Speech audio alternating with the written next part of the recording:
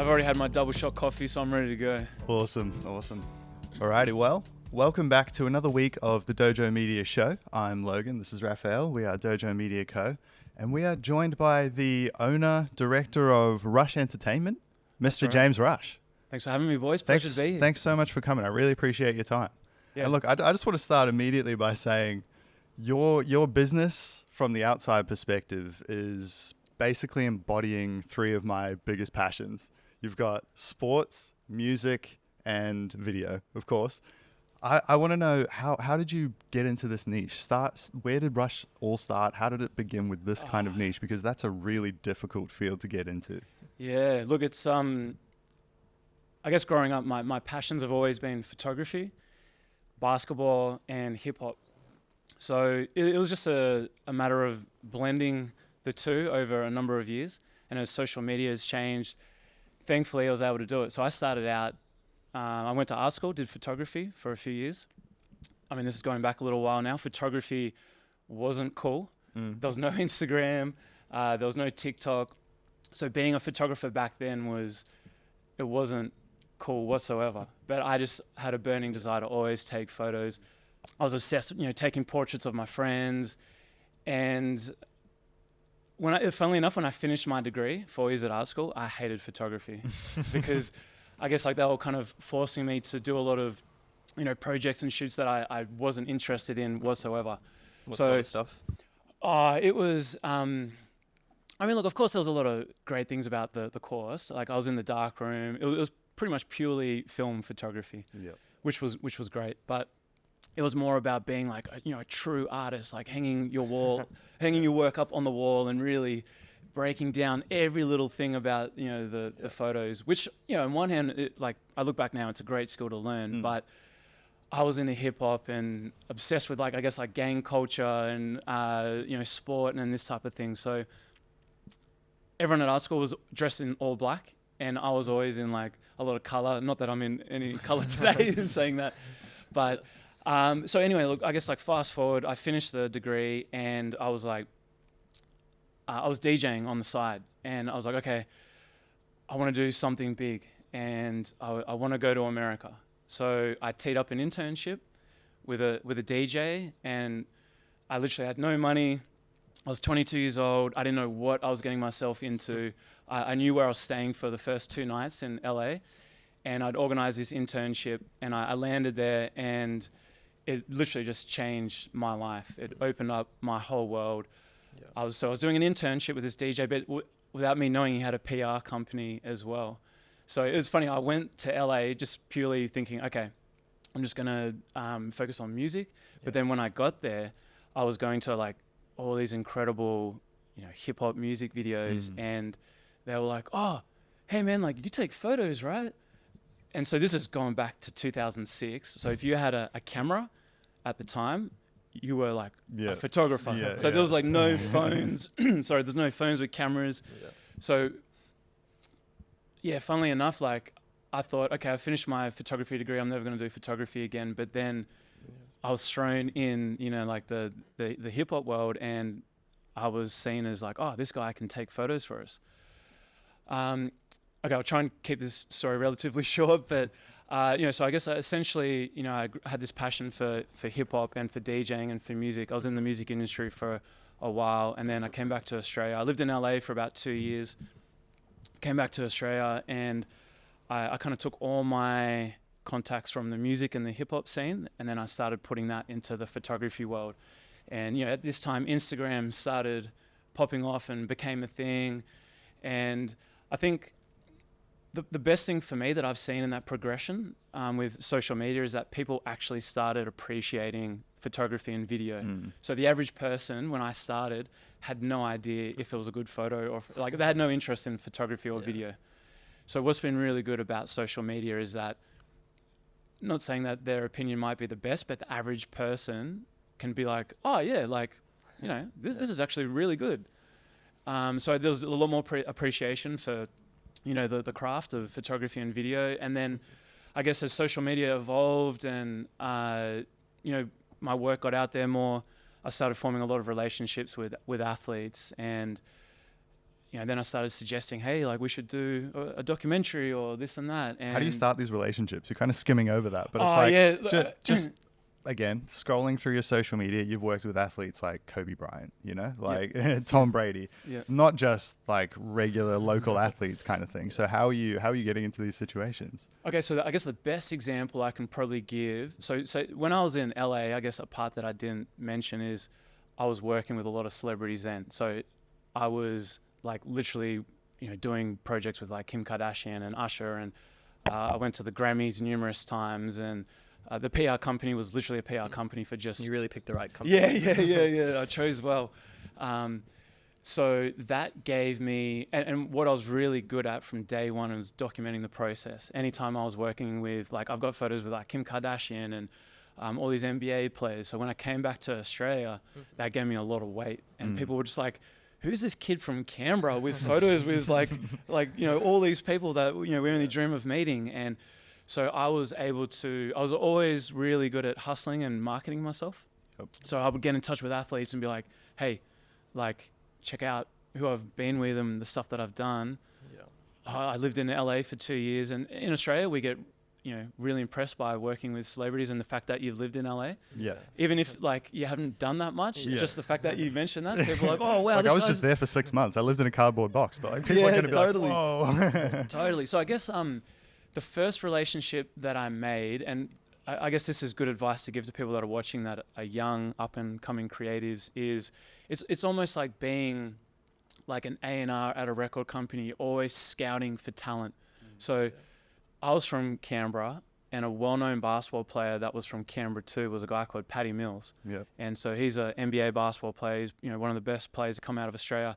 And I got in touch with him before he made the NBA, and I said, hey man, like, I'm from Canberra. So that's what it's about. You're from, I've tried to do that. I've tried to message Brisbane Bullets that are going to the draft kind of thing. And like, do you want me to do a little mini doco? Like, is that the way to do it? Yeah, no, I am the king of, I don't get bothered by rejection. The classic saying I always say to people is, you're going to shoot 100 jump shots, one of them is going to go in. So I, even to this day, consistently sending DMs, emails, just cold outreach. And a lot of people don't even open the messages. A lot of people will. I find it annoying when people are like, it's all about who you know as an excuse, but it's like you have to go out and meet those people. Yeah. Like you have to put in the effort. You can know these people. Yeah. It is about who you know, but you can know them. It's not just your parents' connections. It's like you. It's you have that responsibility. Yeah, definitely. And I think the biggest advantage that we have now as creators is that these people need us just as much as we need them, because they need content. All these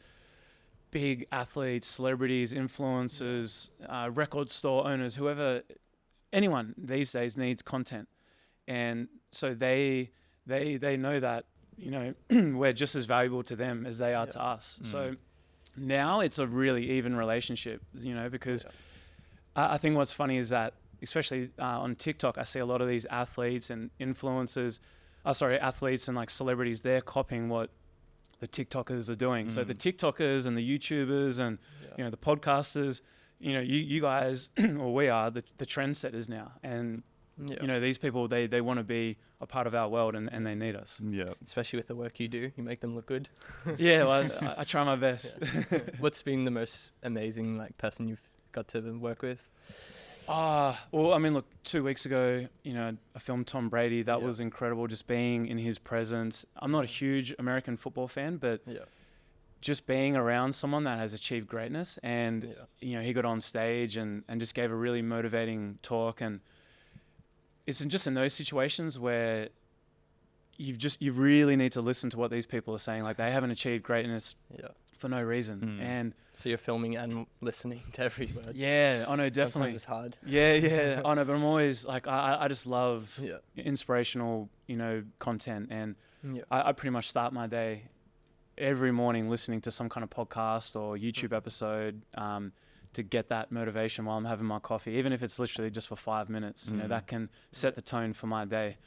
But definitely a highlight for me was working with Kobe Bryant for 3 days, particularly after what happened to him. And it just made me realize, yet again, the importance of documenting and capturing special moments. When was that? I want to know everything about it because Kobe Bryant, I'm a huge NBA fan. I have a Kobe Bryant jersey framed literally in my house. Like, I don't think I've ever cried at a celebrity dying, but literally cried at Kobe because he was the reason I picked up basketball too, right? And like, even your mindset of you shoot 100 shots, you're going to make one. That's kind of something that he made real famous with his Mamba mentality, right? And it's like you can apply that to anything. It's just like you don't have to be born the best. You can just wake up and try. And if you give it your best, you can sort of rest knowing that. So what was it like working with a man that breeds that ideology? Look, it honestly, it was life-changing. I think for me, like initially I was so nervous about, setting up for so we filmed him over 3 days. We did a bunch of interviews with him. We filmed him, getting on like the private jet and then his whole was this for anything in particular? Sorry. So he came to Melbourne and he gave like a Mamba mentality talk, but then he was here for a few extra days, and we documented the whole process. Yep. So it's things like this that really make an impact. Where what were you nervous about, talking to him or making sure to get it right? More so getting the shot right, because I have so much respect for Kobe, and I'm like this with anyone. I want everyone to look good, because as soon as I put my name to something, I really put everything into it. I'm someone that I either put 0 or 100% into it. So as soon as I say yes to something, like I'm committing to almost like a mini marriage, for a project. And that's if I'm filming a 15-second reel for someone's cafe or a project with Kobe Bryant. Like if I put my name to it, I'm going to give you 100%, and I want it to be like an incredible project. So for me, I was really nervous about making sure the audio was good. Like before, like when Kobe sat down in the chair and we had, multiple cameras and lighting and all these people on set, my hand was just like going to press the record button. I was just so nervous the whole time, making sure that everything was recording. It's like card could not read halfway through. Oh, yeah. Because that's the thing, like, you just pray that those moments don't happen, but you need to be prepared for on your A game. On your A game. How big was the crew for that one? I think, look, I probably had about 7 to 8 people on set for that. Yeah. So in situations when you're working with high-profile people, it can be difficult in that sense, because a lot of the time they're like, okay, Kobe's going to come in, he's going to be here for 8 minutes. Yeah. And, you're only allowed this many. I've had that filming like politicians. Like he's literally got 4 minutes when he walks in the door. Like, it's not even 10 minutes or 15. It's like, okay, 7 minutes and we're out of here.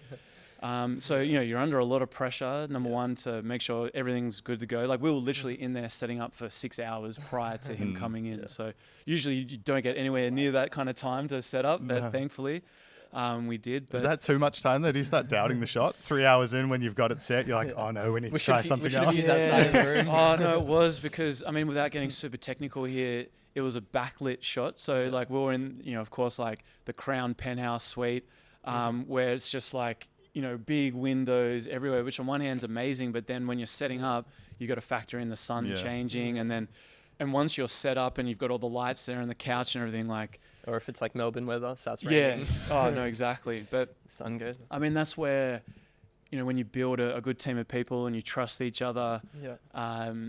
It's great. Like it's team sport. When you're a video production company, it really is like being, a basketball team and you're trying to win the championship. And for us, that was the championship game, working with Kobe. And it was, I guess one story I have to share that was really special was when, we finished setting up and we're waiting for him to walk into the room, and, everyone had told us beforehand, whatever you do, don't talk to Kobe, don't try and get a photo with him, like just avoid him, And he walked in the room, like surrounded by security and, all these agents. He had an FBI agent from the US that came out with him to make sure he's, taken care of. But the thing I respected and admired so much about Kobe that I'll never forget is he literally walked around to every single person in the room when he entered. And he came up and shook their hand and said, "Nice to meet you, I'm Kobe." And it's amazing. It's funny when they tell you their name. It's like, oh, yeah, I know who you are. I know. But the thing is, it just set the tone. It just broke the ice. And, like he doesn't have to do that.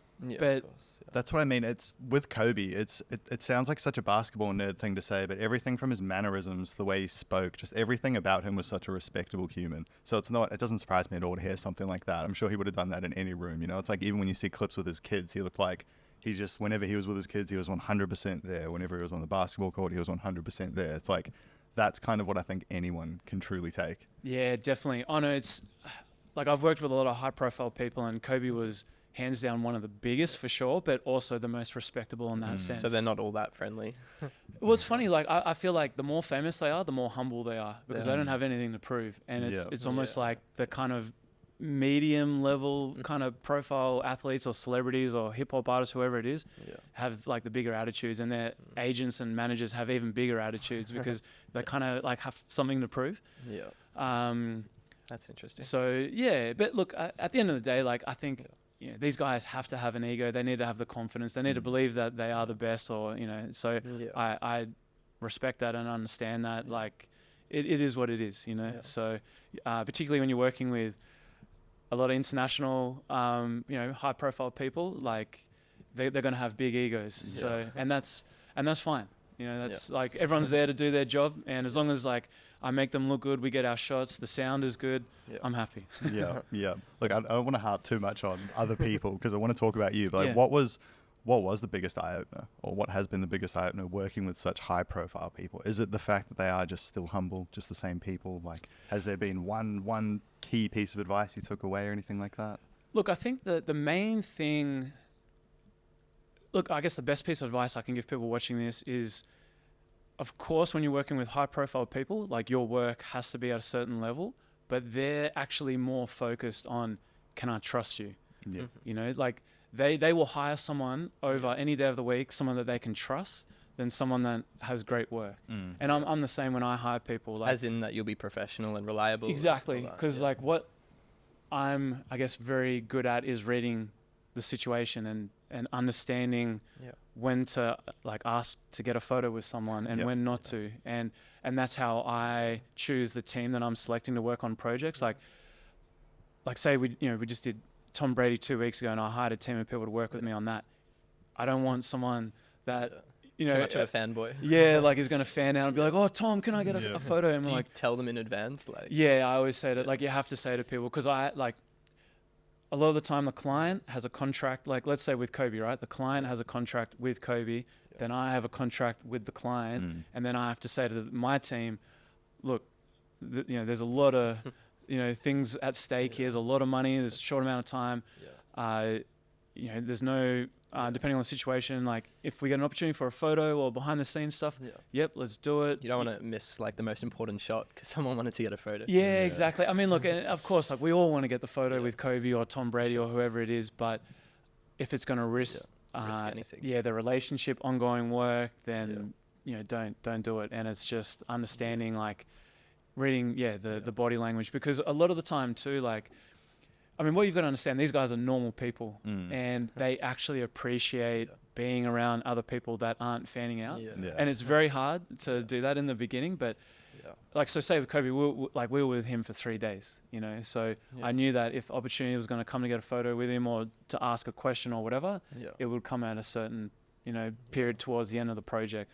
And I have to say, what was really, really nice, once again, when we were filming the final scene with Kobe, sorry, him getting on his private jet, we were told, okay, don't talk to him. How was his private jet, by the way? Oh, it was crazy, man. I think I can say this information because it was in the newspaper, but I think they paid like $1 million, like there and back, for his private jet. And it was pretty spectacular. Like even just going to, like, I didn't realize, but when people get a private jet, in Melbourne anyway, they go to a completely different airport. And so for me, that was private jet airport. Like how far away from the regular airport is it? Oh, I mean, it was only about maybe, I think 10, 15 Oh, right. minutes. It was just like a secret location, Area 52. Out in the country. But I mean, look, this is the I guess like the beauty of what we do as, photographers and videographers is you get to enter these worlds that a lot of people don't get access to. So I've had a truly blessed life. I feel super grateful for a lot of the opportunities that I had. And you've got to travel around the world a lot. Travel around the world and got out of Canberra, thankfully. Do you think Canberra is as boring as some people say? Oh, look, man. I mean, I Is it try. what you make of it? Look, I try and big up Canberra as much as I can, but look, at the end of the day, it's a very small place. Mm-hmm. Yeah.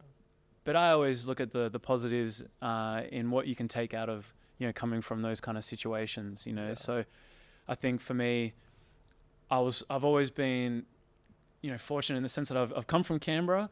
Yeah. I came from humble beginnings, single mom. We didn't have much money growing up, but I just dreamed big, and I just always had this, I guess, like idea that I was going to make it, or I could make something happen. And I think, particularly here in Australia, I like think we it's have a better story than if you came from Sydney or something. yeah. Well, people are always like, "What? You're from Canberra?" Like, what? Like, but I think it's just really important to realize, like, for anyone here in Australia, like, okay, yeah, we are far away from the rest of the world, but right now with social media, honestly, like I've been a full-time creative for like almost 18 years, which is crazy to say, but now is the best time to be a creative. Like, you guys can be here in Brisbane doing this show, and you could just blow up and have a huge audience in Germany or France or America. And it's the internet, like we didn't, 10 years ago, I had no option but to go to LA and try and make connections. Whereas now, like, you can be in Canberra and have a huge audience anywhere in the It's world. like you joked before, you only you don't DJ too much now, you just release your music on the internet, but it's like, honestly, that's probably a quicker way to get yourself seen by the masses. Yeah, than no, doing the totally. DJ like club grind kind of thing, Yeah, So totally. no, you're 100% correct. It's maybe the most competitive time, but just because, like you said, also everyone can now have a camera on their phones and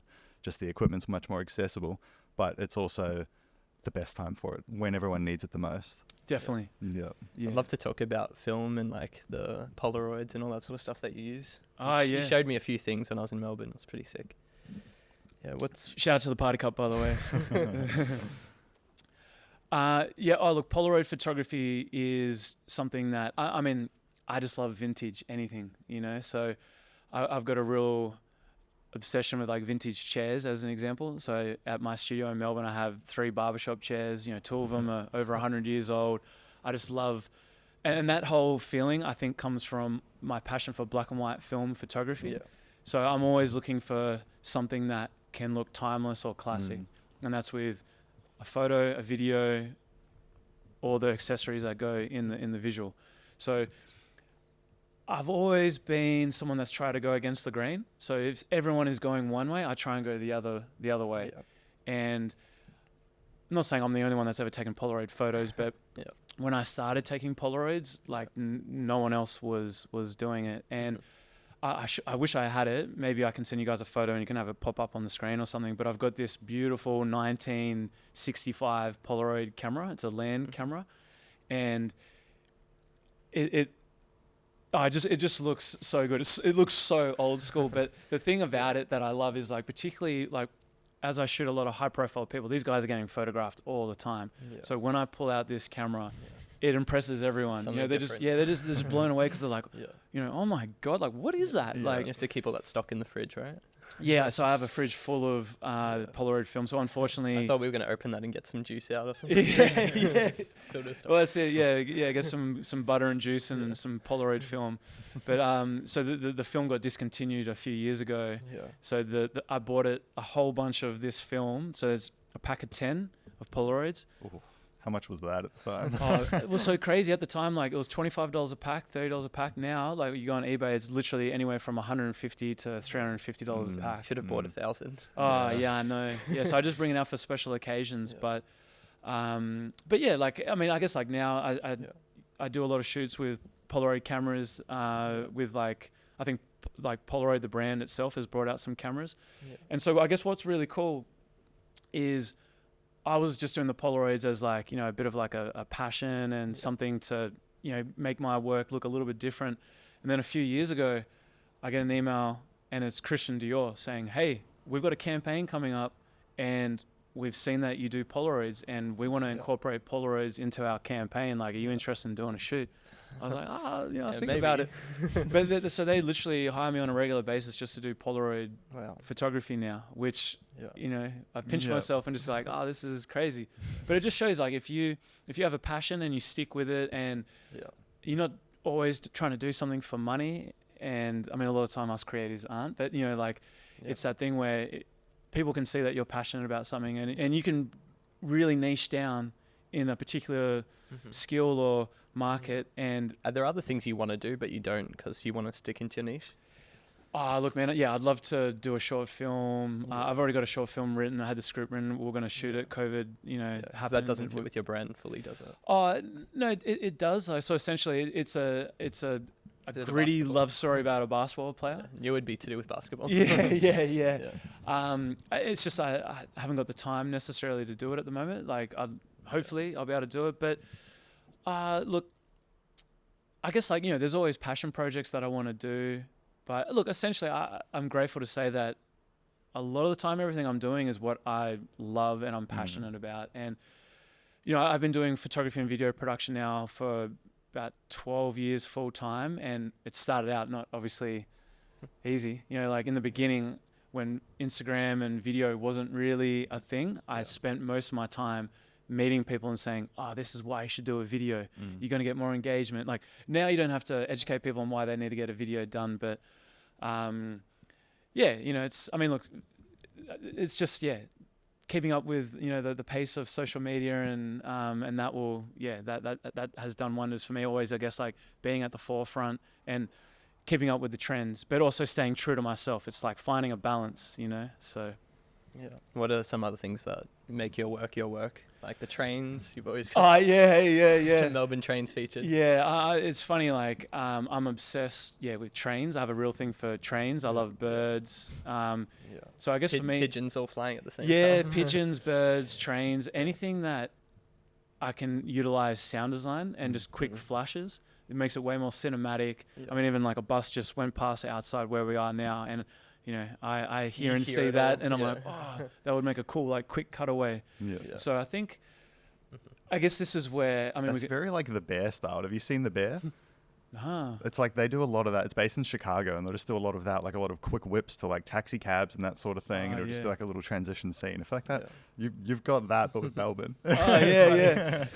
Well, and that's the thing too. I guess I really want to have an international style of work, but I also want it to have like a Melbourne or an Australian element. So the video hasn't come out yet, but the Tom Brady video that I literally just finished 2 days ago. So I spent an extra 2 weeks. Did you edit? So I have a creative director that works full time with me, and she is a gun editor. So we kind of like go back and forth with the editing. So her and I co-edited it, but she essentially did majority of it. But we gave it like a Tom Brady international vibe, but it was like an Australian tribute. So I won't give too much away, but yeah, it's definitely got a Melbourne feel to it. But then we've like incorporated, it's like a kangaroo and an AFL player and just like, these Australiana elements to make it. I want Tom Brady to watch the video and ideally, hopefully share it, but he's not going to share something if it just looks like every other commercial he's done. So I'm like, okay, this is where I can, give my flavor, but also, and when I say kangaroos and stuff, like it can sound cringe, but we've given it like a really cool twist to it. Is it him like going to pat kangaroo? No, not at all. Like, okay, I guess to give it some context so it's a 35-second video. Is that the whole project, or is there other edits? And so that was essentially the whole project. Like, so we filmed Tom Brady, 24 hours in Australia, but then I went out and spent another 2 weeks. Like, I got gridiron players in Melbourne and models and stuff wearing his jerseys and all these. Like, I spent a lot of time literally on so many shots that go for half a second. So my creative director. I'm sure it was worth it. Yeah. Well, but just like fine details. I mean, this is what. Okay, to give it, I guess, like a bit of Wang factor. This is what actually really hit me when Tom Brady was giving his speech. He just said, "Look, at the end of the day, like no matter what you're doing in life, if it's sport, business, if you can go home at the end of the day and look yourself in the mirror and just be like, I gave 100% into whatever I was doing that day, then you're able to sleep easy." So as he was saying that, I'm like, all right, I got to give 100% into this video. And then no matter like what other people think, I just know that I gave it absolutely everything I possibly could. So would you have done less extra days shooting if it Oh, wasn't? no, not at all. I mean, like, You would have done like 2 days. But yeah, doing yeah, 2 the weeks. 2 days, that's enough. If Tom Brady was like, it's okay to phone it in every once in a while. Yeah, totally.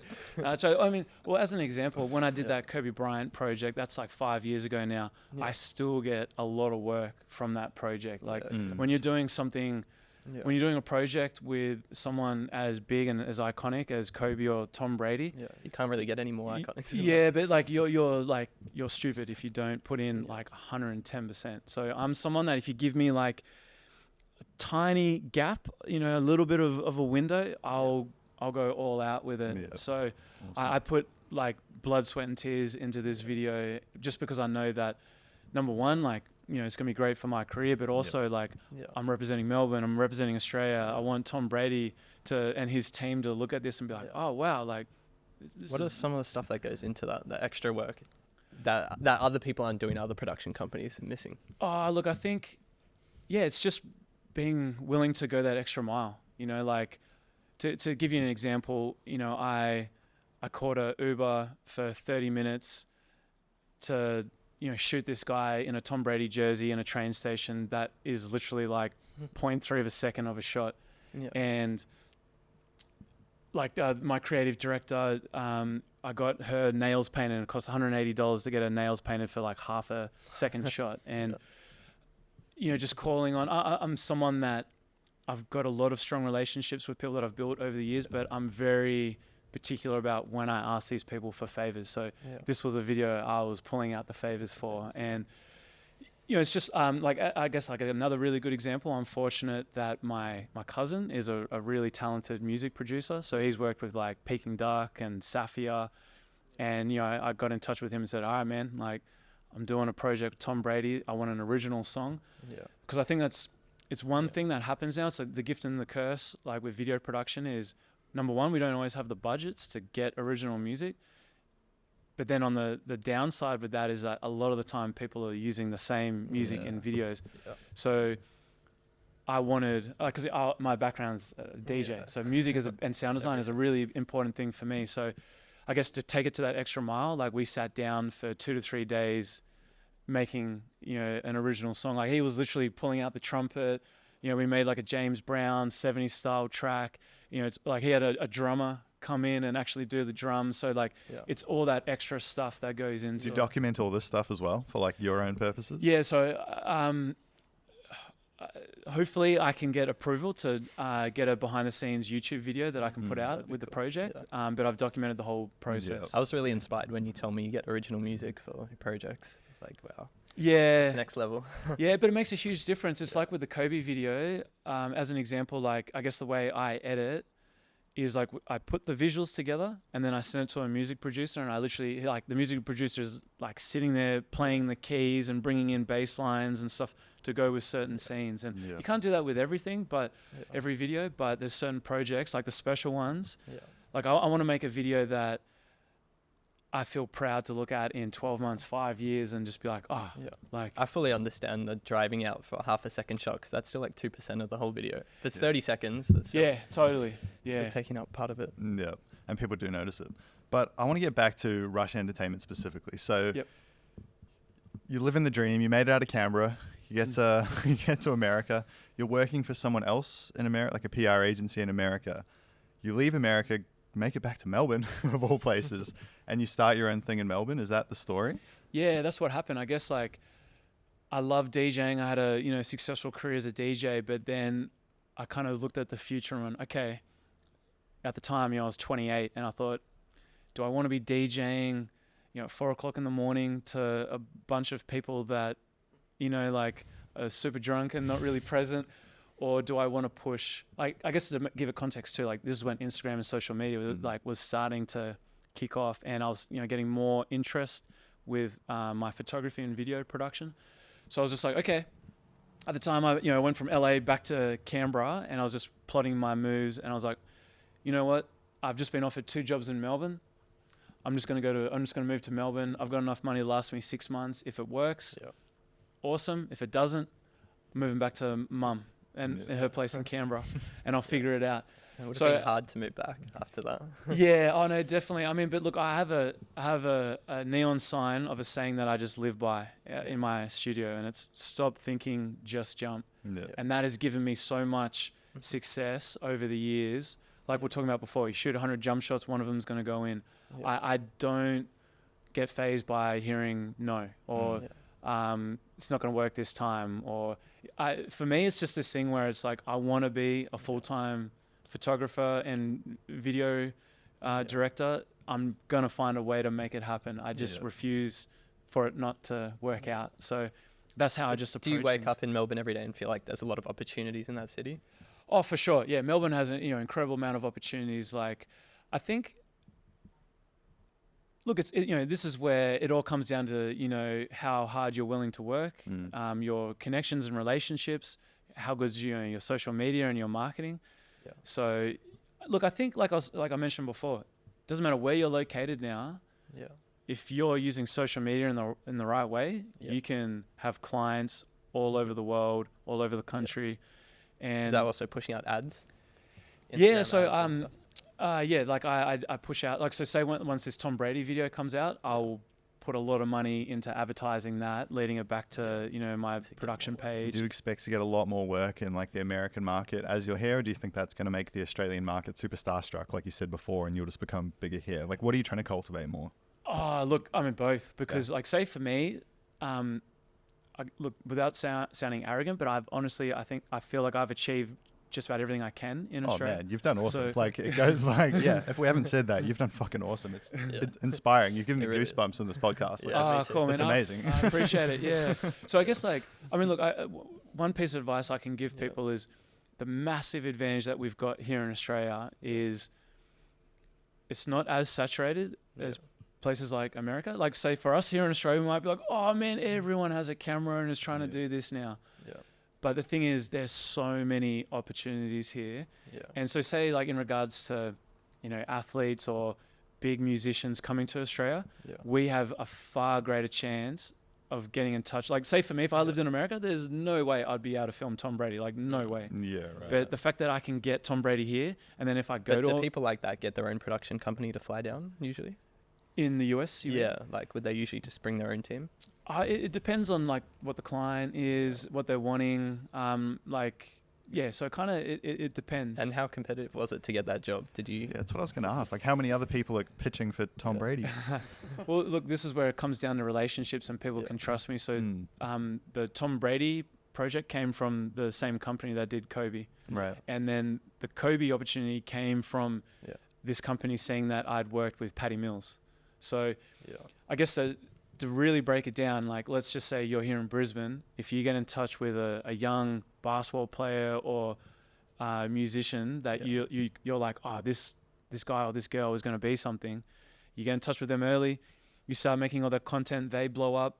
One door leads to another door, and it just goes from there. It's just a snowball effect. That's what we've thought a bit with people we've done music videos for. Like, one of them's going to blow up. Yeah, totally. It is awesome. Like, it kind of sounds like you're at the other end of like stuff that we've been trying. So it's good to know that we're not beating a dead horse. Like, Yeah, no, trust me. Like, you just gotta, just don't let the no's worry you. Yeah. No, you can't at all. Yeah. You can't at all. Like, it's kind of just like applying for any job. Like, if you're trying to work at Coles, like, probably 99% of the time you apply, you're going to get rejected. Like, you can't live with that. Yeah, You gotta- 100%. And it's, sorry, just to sort of finish, like you said before, in terms of taking a jump, like, I always figure you're going to regret what you didn't do more than what you did do most of the time anyway. Yeah, no, it's interesting you say that, because I think that really hit me during COVID, like, especially being in Melbourne. COVID was bad, but it just made me like, it's the first time I got to kind of sit and analyze my life and just be like, okay, once COVID, hopefully all this stuff finishes, what do I want to do? What do I want to achieve? And it was just that thing of like,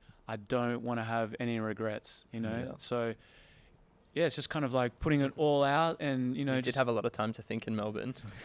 Yeah. Oh man, too much time to think during that COVID period. But it also made me really appreciate and very grateful for the stuff that I'd had done in the past, but also the opportunities that I'm getting now. And I mean, not So to would go. you say you changed? You shift things?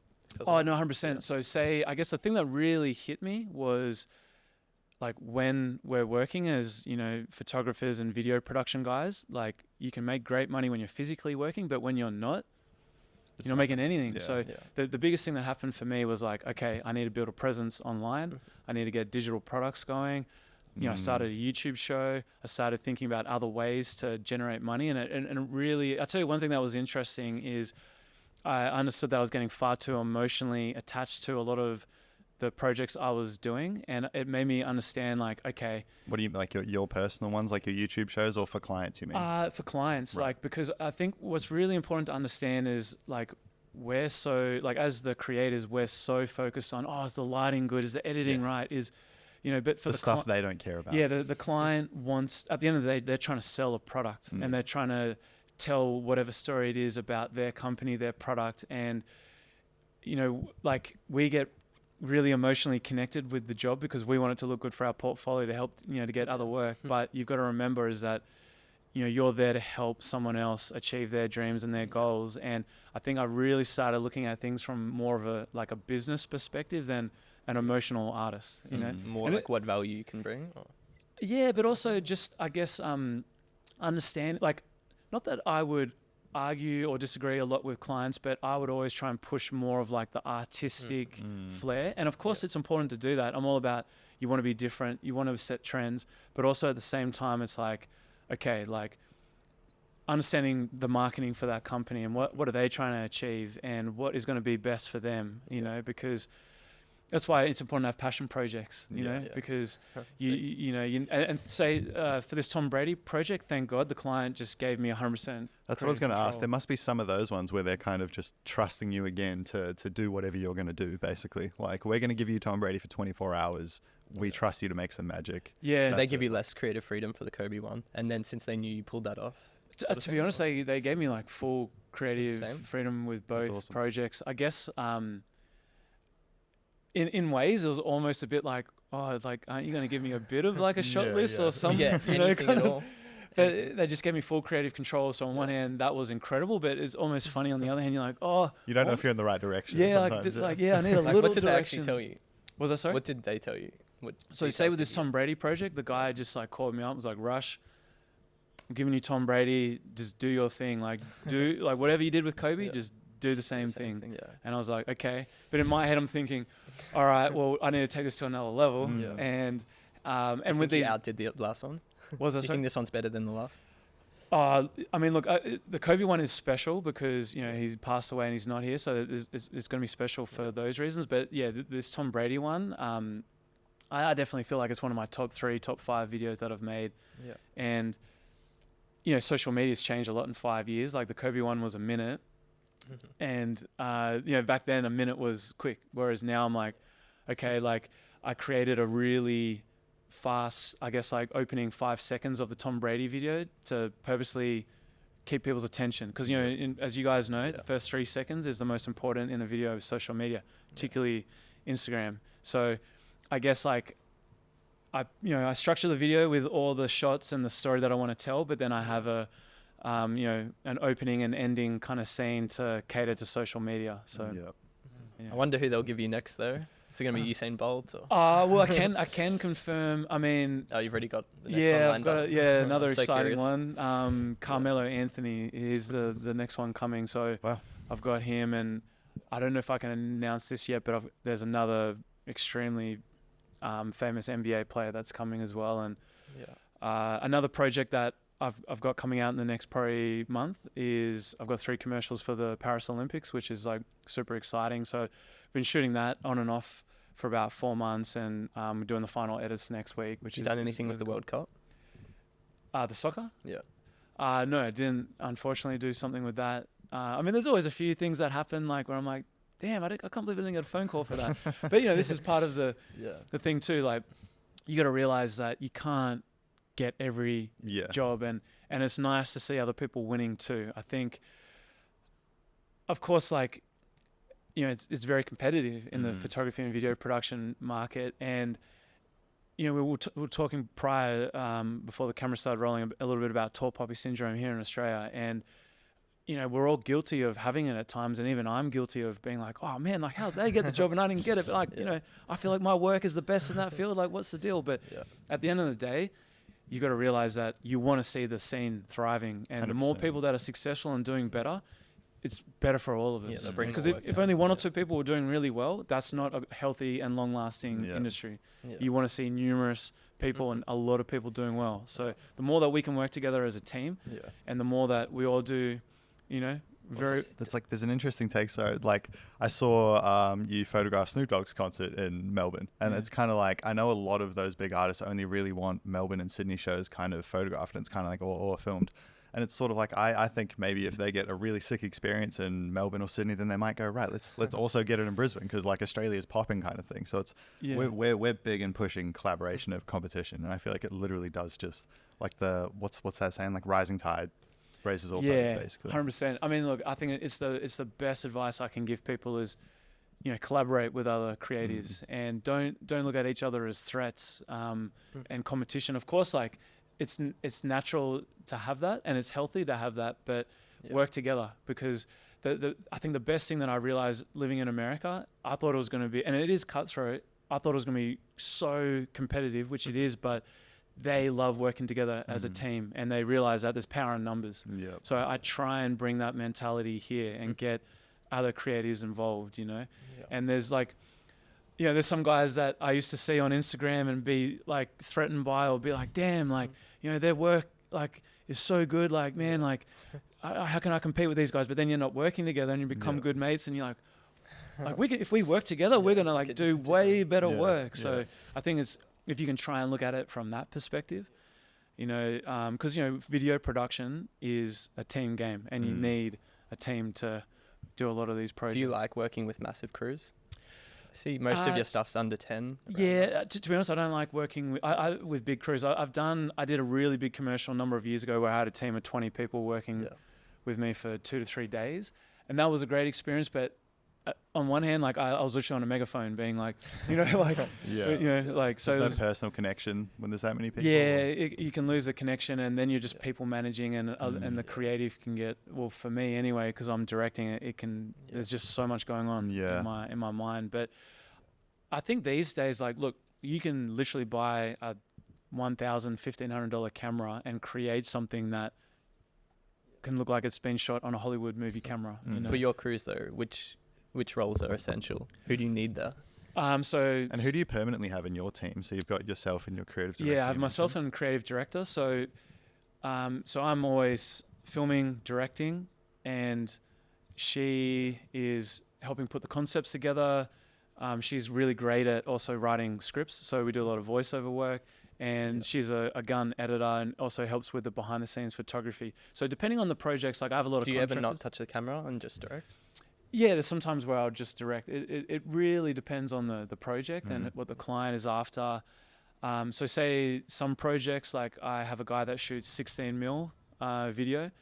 I love that, and I can't do that. So I will fly him in and bring him in and just direct, and that's really cool.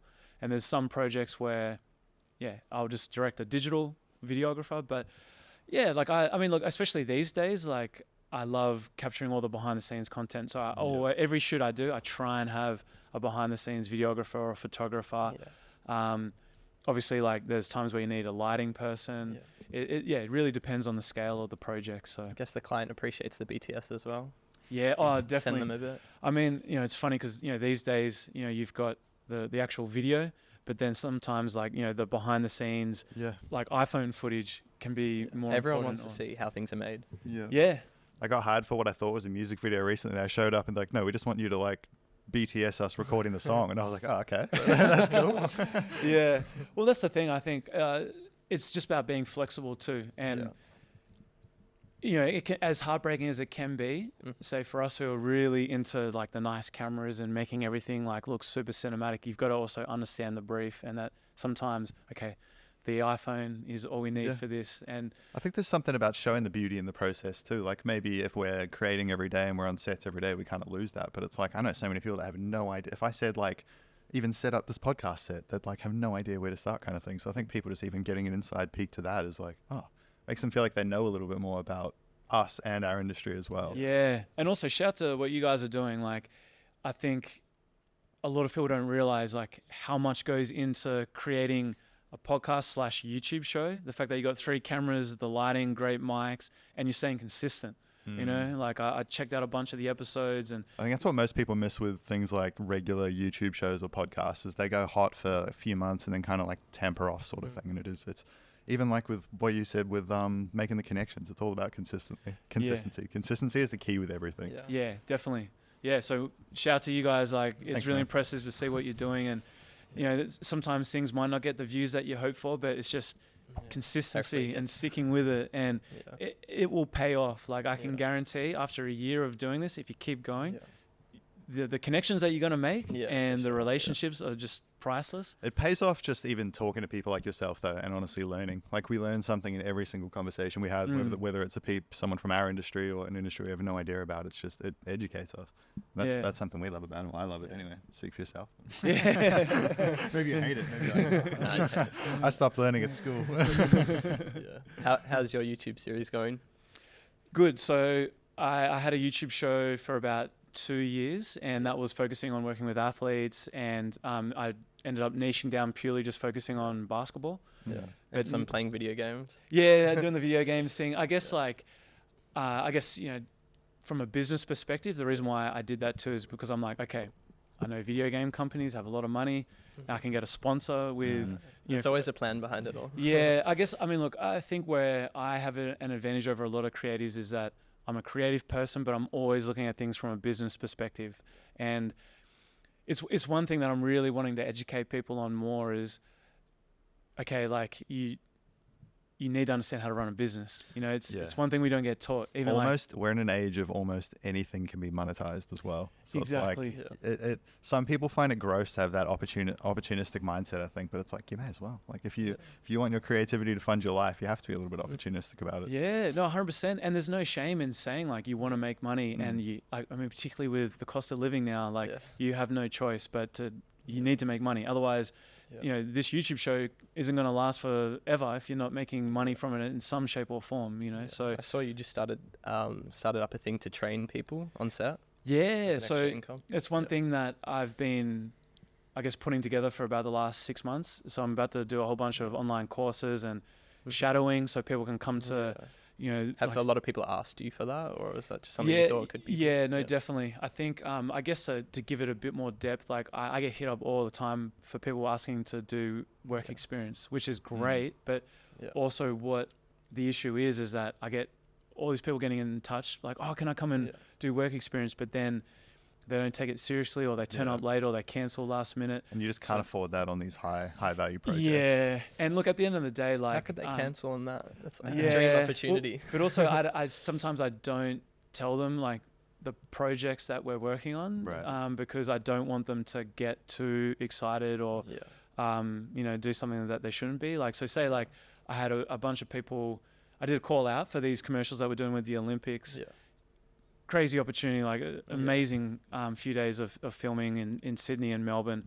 And I had people get in touch, be really enthusiastic, and then cancel last minute. And what I've learned, like, I've got a business mentor, and what I've learned, you know, from him and just other stuff I've seen online is that when things are free, people don't appreciate it. And so it's that thing where, you know, if you charge people to do it, number one, they're going to take it more seriously. They're going to turn up on time. But also, it works for both of us. It means that I'm willing to give you more of my time because I know that you've paid to be there.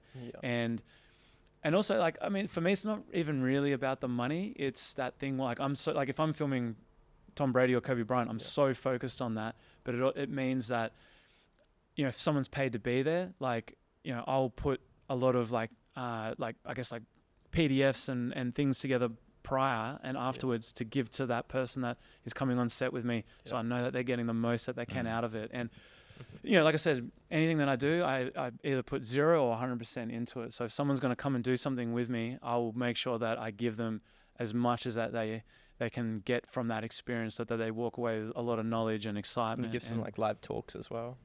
Yeah, starting to get into more live talks, because I guess, you know, the thing for me is that I wish I had someone giving me knowledge about how the industry works, how to make money, how to quote clients, like how does it all work, you know? So when you posted about that, I was like, damn, I wish I was in Melbourne. I wanted to be there. Well, hey, maybe if you ever get down, you know, the opportunity's there. But I think, it's just educating people and making the scene stronger. And like I know that if someone, does a one-on-one coaching call with me, not to try and make this a plug, but I know that after an hour, I can literally fast forward someone's career by 6 to 12 months because you can spend so much time thinking you should be going down one direction, but it's a completely opposite direction. Yeah.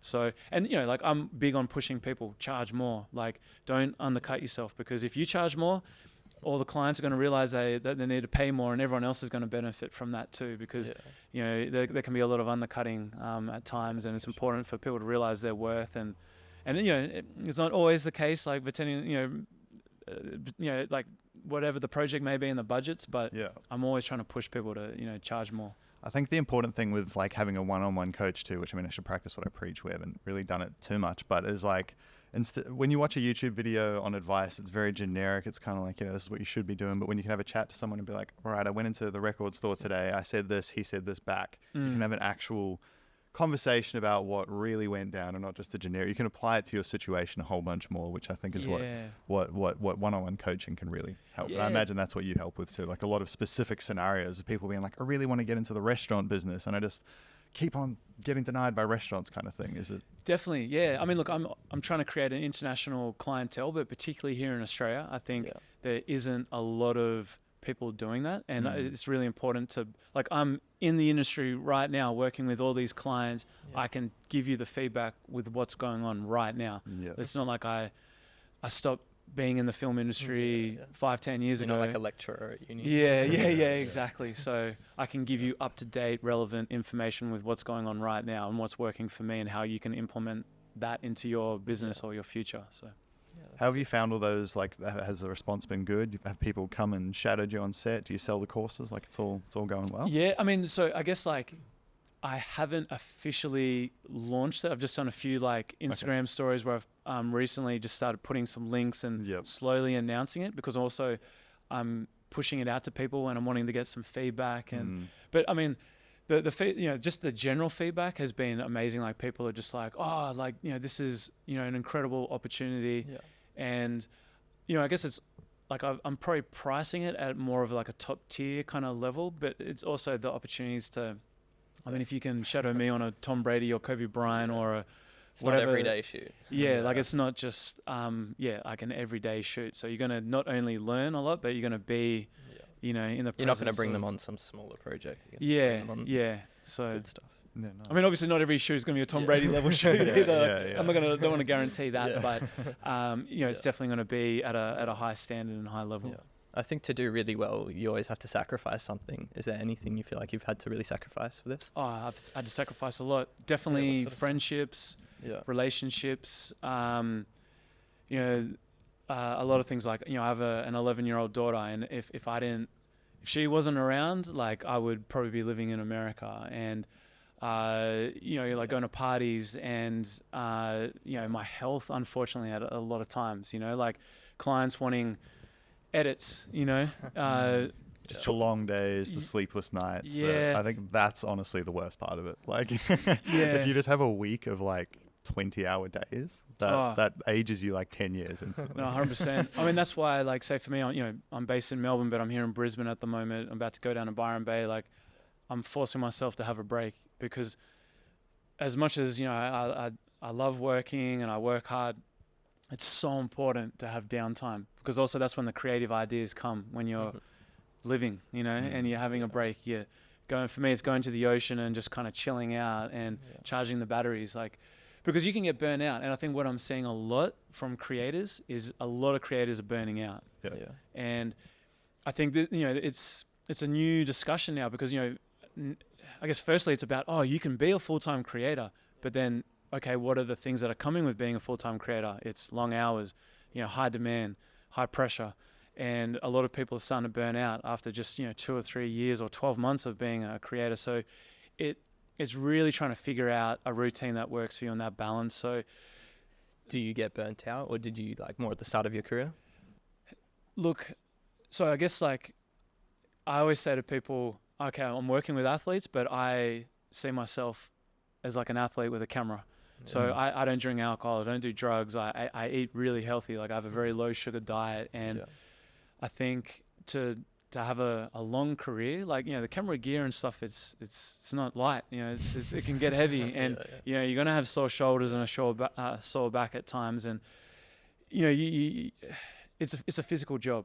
So I think manual labor. Yeah. I mean, because like one of my mates, he kind of described it, as much as I hated this description, it's true. Like, you know, we're tradies with cameras. Oh yeah, 100%. You know, so our businesses are set up like a lot of sole traders are just set up as tradies. Like that's what it is. Like. Yeah, definitely. Yeah. So I think, like, look, at the end of the day, yeah, of course, there's times where I get burnt out, and COVID actually came at a really good time for me. Like, just before COVID, I went overseas. Like, I went around the world 6 times in 6 months, and I was completely burnt out. 6 times? Yeah. Oh man, you know, I was living like my dream life, or, you know, like in terms of achieving goals. Like, I was going to New York numerous times, Asia, LA, like we're shooting all these incredible projects, but I was eating poorly. I was living on the plane. I was not sleeping much, and I didn't realize like how unhealthy I had become. So when COVID came, I actually, after I think the first 3 months of COVID, I lost like 13 kilos. Wow. And it was purely because I was sleeping and I had a routine. So the thing I'm really trying to implement into my life now is a balanced lifestyle. And it's really difficult, you know, particularly after COVID, the cost of living. When we get a job, like, we feel like we have to take it. Well, that's it too. You've mentioned being basically like really attached to your work, and it sounds like you are very attached to your business. Everything that happens through it goes through you essentially. Do you want a situation where you've like got a team so you can go away for 2 weeks, or it's just yours? It's your little baby. Yeah, look, I guess so. My dream at the moment is to do 2 or 3 bigger productions a year, and then really focus on doing online courses and coaching and digital products. So that way, you know, I'm essentially making money while I sleep, because I think the best advice I can give any creative in any field is you need to create digital products and some kind of online presence, like where you passive can make income essentially. Yeah, passive it's income. not passive, because how much time goes into making these courses? Yeah, I mean, that's the thing. There's still a lot of time that goes into it, but yeah, if you can set up, I guess, like a bit of like an evergreen product that at least like lasts a good 1 to 2 years, and then you update it. So say like I'm creating a course at the moment, and one element I'm going to add to it is like a section about AI. Yep. And then AI is going to improve rapidly, so you can update that element of the course every 6 months or whatever, because for me it's all about staying up to date and relevant as possible. But there's always going to be foundations that in photography and filmmaking that are never going to go away. They're always going to be there, and one of them is storytelling and people skills. That's what I've thought. Like, video creators are the most equipped people to make courses about creativity. Yeah. Like, I don't know, because we're kind of looking into doing it at some point too, and it's like, we should be teaching people how to use cameras, like how to storyboard, how to script, how to light properly. Like this is stuff that we should all do. Like, and it's just 100%. Money that we can make, kind of. Yeah. So. I mean, like, as an example, I mean, you may not want to do this, but the best advice I could even give you guys is you could literally do a course on how to do a podcast and a YouTube show. Like the setup that you've got here, how do you do it? How do you maintain the audio? How do you light it? I think actually a good idea. Yeah. We're starting to get a lot more inquiries about podcasts. It's funny that you bring that up, because we sort of, in the beginning, we kind of thought like, who would be interested in sort of paying someone, like, because for us, it's like, we know how to do it. It takes, however long it takes us to do it. And we thought people wouldn't really be interested in paying for that. And then someone else kind of brought it to my attention. Like, some people just have no idea. Some people probably think that you have to hire like a whole TV crew to like bring to film a podcast. Definitely. I think that one of the best pieces of advice I got over the last 12 months in terms of like doing courses and coaching people is you want to aim it at beginners. There's always going to be beginner level people, no matter what field you're in. So, and podcasting and YouTube shows and that whole kind of area of content is only going to continue to get bigger and more sought after. So a lot of people are definitely starting podcasts. Yeah. It's not a new trend. But how many people can maintain it and stick with it? That's the hard part. All the editing and everything. So you've been maintaining your creative career for 18 years, you think? Yeah. That is insane to think. That's, I mean, I know a lot of people sort of give up after like 5 as a common business, or most businesses fail within 5 sort of thing. But how are you keeping the energy? How are you keeping the passion? Is it these new projects? Is it just hunger for more? Because you've said you've achieved like a life's worth of stuff to be stoked about, right? Sure, you set big goals and stuff. Yeah, look, I set new goals every year, but honestly, I think for me, it's really finding what you're passionate about and what you love doing. Does your passion change and evolve and move? Look, for me, I guess like the thing I love the most is storytelling. I just love telling stories. If that's through sport, the average person on the street story, like I just get such a buzz and a kick out of telling stories. And that's humans are always going to be fascinated by humans, and particularly telling emotional and engaging stories. Like my goal all the time is like, okay, how can I try and make someone cry in 60 seconds or 2 minutes or 5 minutes? Recently did one on mental health, men's mental health. Yeah. How was that experience? Oh, look, that was incredible. Like, so that was a passion project, that I put a bunch of my own time and money into. But this is why I love being a creator, and this is the power that we have. Like we can really make a difference in someone's life. And for me, like I've never had problems with mental health until COVID, where my whole world just came crumbling down, and I was just like, holy shit, like, what's going on? So I really could respect and appreciate other people going through tough times. And I think, here, like just men in general, but I think particularly here in Australia, we're really afraid to talk about, our problems and just voicing that. So yeah, putting that project together, I was thankful to do it with a really well-known basketball player that's got a big platform, and he has a real passion for mental health. And I got in touch with him and just said, hey man, like, let's do something about mental health, but I want to give it like the Nike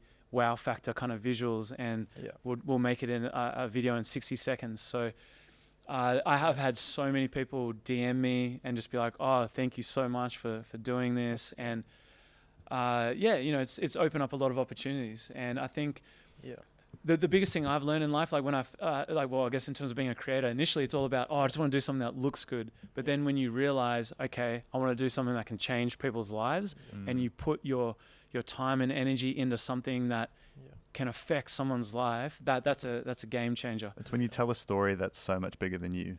Yeah, exactly. That's fascinating. Yeah. Like when it's something that's nothing to do with you, like whether it's bettering a kid's life or someone's totally. life. That's and I amazing. think it's like your video can get a lot of views, but what's the engagement? Like who's commenting and saying like this actually helped me? Definitely, because look, we're in that era. Like, there's nothing wrong with this, but on TikTok we all want to go viral, and we're trying to chase trends.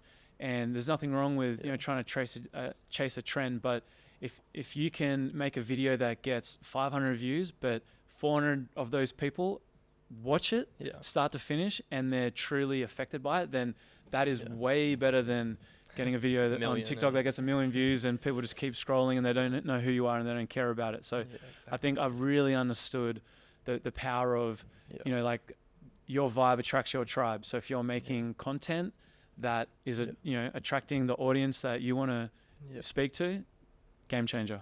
Yeah, I thought it was cool when we spoke. You were really encouraging about passion projects, because I think a lot of people that have been in the industry for a while aren't as. Yeah, maybe they forget why they loved the camera in the first place. Sort of like maybe they wanted to make movies and then realized how much money it makes, and they didn't do it for 20 years. So they're like, But like the passion projects you've done have actually led to massive work. As well, yeah, so. all the passion projects I've done have honestly led to my biggest projects. So I mean, like even I guess you could say like the Kobe Bryant opportunity, it was a combination of seeing that I'd worked with the other basketball player Patty Mills, but also a passion project that I'd done with him. So at the end of the day, like, you're going to put all your, I guess, like love and passion into those kind of projects, and that's what sells to people. Like what a lot of people say to me is, oh, Rush, like I can just see your love and passion in your videos. And that's honestly the biggest compliment. So and you can experiment more, because totally, not giving it to anyone to judge. Totally. So I think I always encourage people to do a passion project, and that was how I started the year. I did a passion project with mental health, and it was the best thing I did all year. And then really take advantage of showing the behind the scenes process and documenting that, and you'll be amazed at how many doors that opens. Yeah, that's awesome. I think even like some of our work a lot of our work has come from things that we've just sort of funded ourselves and then tried to make look as good as possible. Been working on a passion project for 2 years, a short documentary. It's like 7 minutes, but taking forever. But every time I'm editing it with the guy I did it with, we're always like, I learned this, I learned that. It's like 1,000 lessons. Yeah, that's it too. It gives you so much more room to learn. Like with the sort of bread and butter stuff, you know what you have to do, so you can't really make a mistake to learn how to do it differently next time. So a big believer in it. Follow your passion. Well, that's what's I think is so amazing about the industry that we're in is we're always learning. You know, the technology is always evolving, social media is always changing. Yeah. So you're never going to master. It's even like anytime I see someone else using a program like Photoshop or Premiere or something, they'll do something different to me. And I'm like, wow, that was interesting. Like, yeah. There's little things you can learn on a micro scale every day, and then giant things you can learn from speaking with people like yourself. Yeah. That's it. Like it's very important to listen and hear other people's perspectives. And every job I do, I learn something. So one thing I'd love advice on. So how did you go about sort of getting in touch with athletes that you didn't know without seeming like a pest? You don't want to be like messaging all their management, messaging the team owners and everything like that. So do you just sort of set and forget it? Like you said, there's going to be a lot of no's, so you just move on. And yeah, look, I think what's really important, the advice I always give to people is if let's say you really want to target athletes, let's say you're messaging them on Instagram. So you want to have a page that has a strong niche and says like, I work with athletes. Yeah. Because, you know, my dream for a long time was working with Nike. And when I first moved to Melbourne, I was doing weddings, I was doing corporate work, I was doing hip hop music videos, and I had a page with everything on there. Like I had weddings, hip hop, you know, all this kind of stuff. So it wasn't speaking to anybody. So if you're going to message an athlete, you want to have at least like a strong, you know, presence on there that it says, hey, I'm really good at working in sport, you know, whatever field you're going for, whatever restaurants, like yeah, exactly. So but yeah, like I said, message these guys. Like you'd be amazed. Like, so when I started working with a lot of these Australian athletes here, the thing that their management always says to me, oh, these guys love making content. You know, they get so excited about making content because they want to pump up their social media. They want to look like a rock star. That a lot of these athletes really don't like talking about sport all the time. You know, so if you can do something with them that has like the cool and wow factor, they'll be so excited about it. So just remember, like, it's benefiting them as much as it is for you. And just keep messaging. And I guess the other advice I would give you is don't just message the athlete, try and find out who their management is, you know, who, I don't know, like their personal trainer is, or anyone that's associated with that athlete, get in touch with them, like the team around them, because that's what I'm really good at doing. Like when I see, you know, like a well-known athlete coming to Australia, I'm like, who's the tour photographer? Who's the security guard? And, you know, I'm messaging Eventually them. they're all sitting backstage like, this guy James messaged me. And someone's like, yeah, he messaged me too. Yeah, totally. Like, let's get him. Totally. And also, I think being a good person goes a long, long way. Like, so if someone can rely on you and they know that you're going to be a solid person and you're going to turn up on time, like that goes a long way. Do you even just come pretty early? Oh, yeah, I always try and arrive early and, you know, stay as long as is needed, but then also get the edit done as quickly as possible. So I will purposely say to, let's say I shoot an athlete, hey man, I'll get you the video by Thursday, but then deliver it Wednesday. Yeah. And then they're like, oh, wow. Under promise, over deliver. Yeah, exactly. Yeah. You kind of touched on it before, Raf, but do you do much work that you don't advertise because it doesn't fit in with your aesthetic? Yeah. So I thought you guys would ask me this question because people ask all the time. So what was funny is that, and I know this is what everyone gets worried about. Oh, but if I niche down, like I'm not going to get other opportunities. It's literally the opposite. So, like say for me, my niche that I've advertised is athletic content inspired by hip hop. It's like behind the scenes, there's heaps of weddings and stuff. Oh well, thankfully I don't have to do the weddings anymore. And there's nothing wrong if you do weddings if you enjoy it. But as an example, I just got hit up a few months ago to do a really big budget commercial for a Muslim finance company, and when they called me, I was like, what? Like, you know, but they're like, oh, we saw the video that you did with Ben Simmons and Kobe. Like, oh, like, they just want the star power too, right? Like, the star power, but also that you can do high quality content. And I mean, you know, then when they introduced me to the rest of their team, they're like, oh, this is Rush who worked with, you know, Tom Brady and Kobe Bryant. But it's more that they just know that you're reliable, that your work's at a high standard, and you know, that they can trust you. If you're trusted by someone they inherently trust, then exactly. Which I don't know Tom Brady, but I kind of trust them a little bit, I guess. Yeah, totally. No, if you recommended a videographer for me, if you only had one big, huge like celebrity on your page, they might be like, oh, you probably stuffed it up. You're not getting any more. Oh, but you know, it's all about how you market it. You know, so but yeah, you'd be amazed at like how many other, I guess, like corporate jobs or other opportunities that come about, because the corporate world love that I work with athletes and high profile people. So, there's a lot there's a lot of opportunities that come about that I definitely don't advertise on my page that are paying the bills and helping fund the passion projects. Yeah. Do you do AFL at all? Yeah, done a bunch of AFL. Oh, that's sick. I'd love to do that. Yeah, I mean, I work with a whole, I specialize in working with basketball players, but I do whole range of athletes. So, I just did UFC fighter John Jones on the weekend, something recently with an Olympic diver, something recently with an AFL player. Yeah, there's all types of stuff going on. Wow. Yeah. But, I truly believe in, if you have a strong niche, you start with a niche and then you expand. Yeah. I think that's great advice. Any more sort of parting thoughts? I kind of have a little bit of a heart out. I don't want to keep you too long on your... Oh, look, I would just say to people, if you've made it this far in the podcast, thanks for listening to me ramble on. But look, just remember, now is the best time to be a creative in Australia. It doesn't matter where you're located. If you're in Brisbane, Canberra, Melbourne, in a small country town, it is honestly the best time to be a creative. Don't think that, because you're in Australia or a small place that you can't make it or you can't work with someone like Tom Brady or whatever. Anything is honestly possible. As wanky as it sounds, I just encourage people to dream as big as you can. And, after going to America, it just made me realize, being Australian is honestly such an advantage, because you got a different perspective on things. And it doesn't mean that everyone wants to make it to America or do stuff in America, but just realize that, it's the best time to be a creative, so just go for it. Don't be afraid to, get rejected. I get rejected all the time. Yep. So honestly, stop thinking, just jump. Is all I can say to people. Yeah. One last plug. Where can people find you? So on Instagram, my video production is Rush Entertainment Group. Or if you want to follow my personal page, ITS, it's James Rush is my personal page. Awesome. Definitely worth checking out. Thank you so much for coming along, James. Thanks you to Marty and Catalog Music for letting us in the morning this time instead of a nighttime session. Sorry for getting you guys up early. Awesome. Thanks for listening. Bye-bye.